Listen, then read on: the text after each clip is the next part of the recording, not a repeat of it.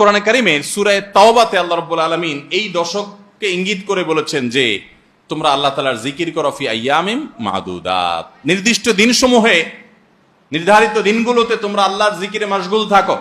এখানে আল্লাহর জিকির যে নির্দিষ্ট দিনগুলোতে রাখার কথা বলা হয়েছে, সেই আয়াতের ব্যাখ্যা আবারও তাফসীর ইবনে কাসিরে এবং ইবনে আব্বাস রাদিয়াল্লাহু তাআলা সহ আরো অন্যান্য মুফাসসিরদের থেকে বর্ণিত হয়েছে যে নির্দিষ্ট দিন বলতে জিলহজের প্রথম 10 দিনকে আল্লাহ তাআলা মিন করেছেন।